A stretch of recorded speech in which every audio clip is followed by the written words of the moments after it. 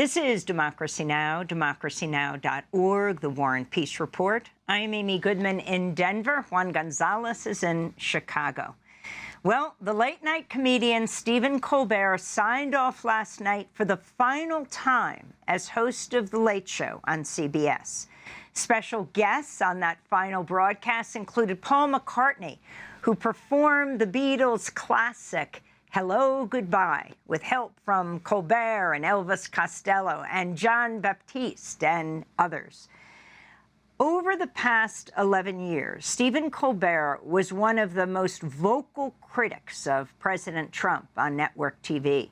His show was canceled last July after he criticized CBS's parent company Paramount for agreeing to pay $16 million to settle a $20 billion lawsuit brought by President Trump. The settlement came as Paramount was seeking the Trump FCC, that's the Federal Communications approval, for a merger with Skydance. This is part of what Colbert said at the time. Now, I believe this kind of complicated financial settlement with a sitting government official has a technical name in legal circles. It's big fat bribe. Because this all comes as Paramount's owners are trying to get the Trump administration to approve the sale of our network to a new owner, Skydance. The Trump administration approved the Paramount Skydance merger just a week after CBS announced Colbert's ouster. At the time, CBS Colbert was canceled for, quote, financial reasons, even though Colbert had been consistently the top-rated late-night host. Last year, Trump wrote online, "I absolutely love that Colbert got fired," unquote. Early this morning at 1:52 a.m. Eastern, President Trump posted a message online again celebrating the end of Colbert's show, writing, quote, "Thank goodness he's finally gone," unquote. In March, the chair of the Federal Communications Commission, Brendan Carr, celebrated the cancellation of Colbert's show as part of a broader Trump-led campaign against the news media. This is Carr speaking at CPAC, the Conservative Political Action Conference. President Trump took on the fake news media, and President Trump is winning. Look at the results so far. PBS defunded, NPR defunded, Joy Reid gone from MSNBC, Sleepy Eyes Chuck Todd gone, Jim Acosta gone, John Dickerson gone, Colbert is leaving, CBS is under new ownership, and soon enough CNN is going to have new ownership as well. So we're not... Earlier this week, one of Stephen Colbert's final guests, Bruce Springsteen, directly criticized President Trump and the Ellison family, David and Larry Ellison, which now controls Paramount. I'm here in support tonight for Stephen because you're the first guy in America who's lost his show because we got a president who can't take a joke.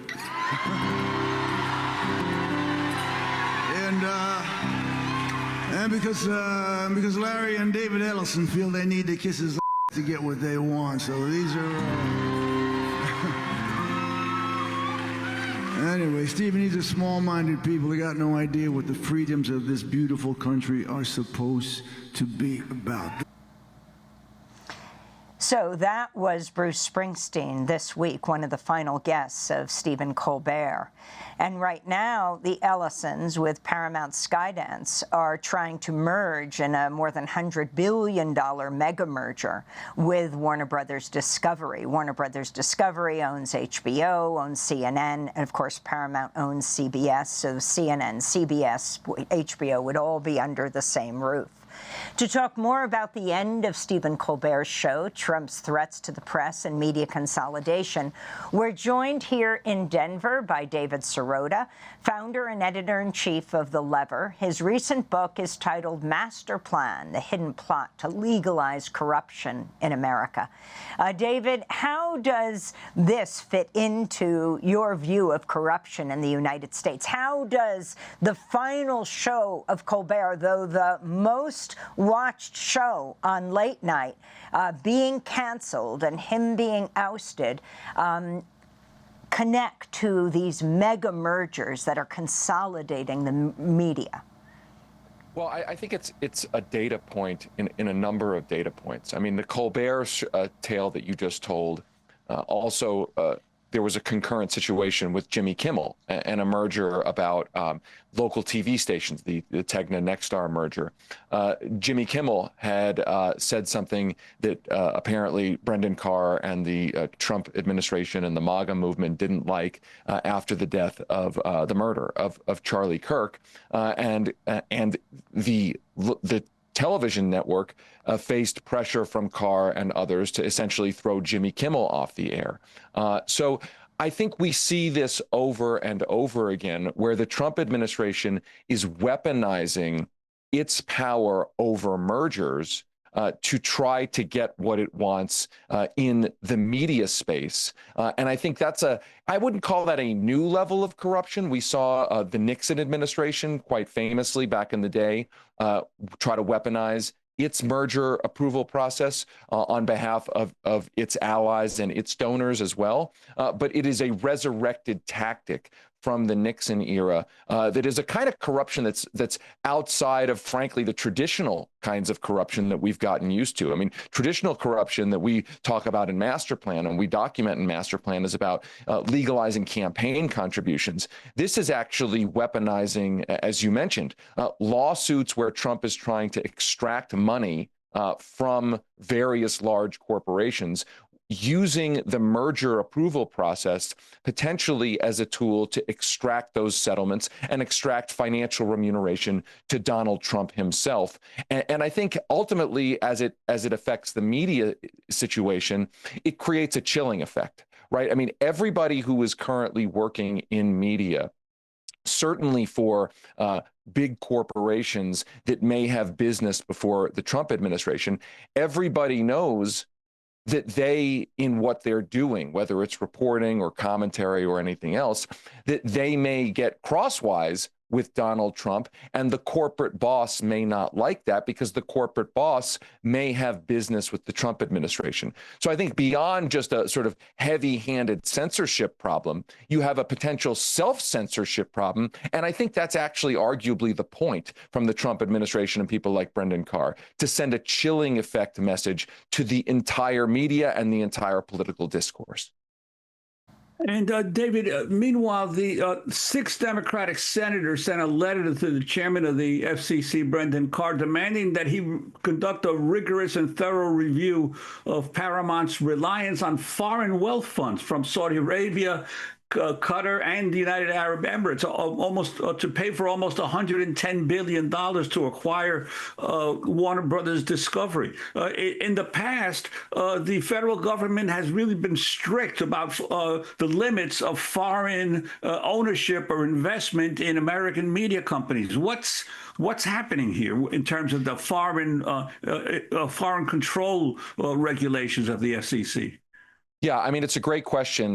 There's reporting that says that the FCC may approve up to a 49.5% ownership, or even ultimately up to 100% ownership, foreign ownership of the new merged Paramount Warner Brothers corporation if the merger goes through.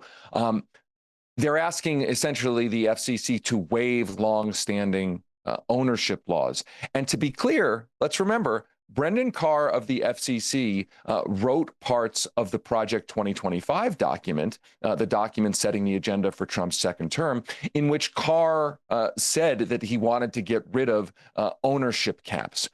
Now, obviously, this conflicts with the whole notion of America first that you hear Trump talking all about, where we are potentially going to have the largest or among the largest media conglomerates in the country, in the world, but operating in our country, affecting the democratic discourse that is in part or up to potentially fully owned by foreign sovereign wealth funds, controlled in part by foreign governments.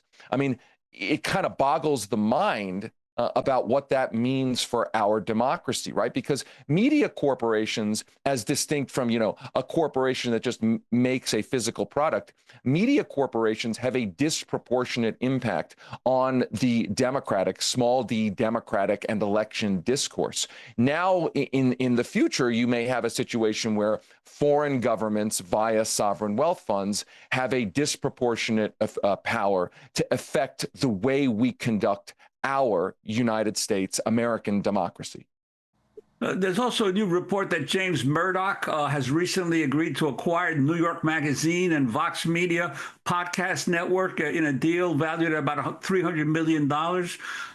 Talk about who James Murdoch is and his impact. Yeah, I mean, James Murdoch is he's part of the Murdoch family, but he is had kind of an ouster or a kind of conflict reportedly with Rupert Murdoch and with Lachlan Murdoch, and essentially left Rupert Murdoch's empire. And James Murdoch has been depicted as somebody with more moderate Democratic-leaning politics, and now he is investing in a sort of independent, somewhat independent media properties and making a play for that. I mean, I think we will see what that means.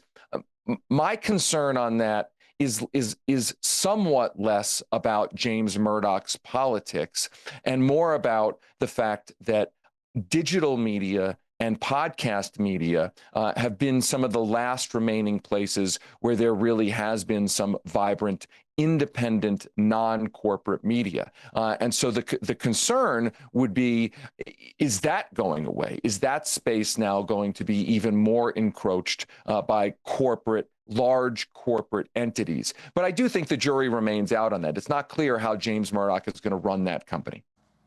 Thanks for watching Democracy Now! On YouTube. Subscribe to the channel and turn on notifications to make sure you never miss a video.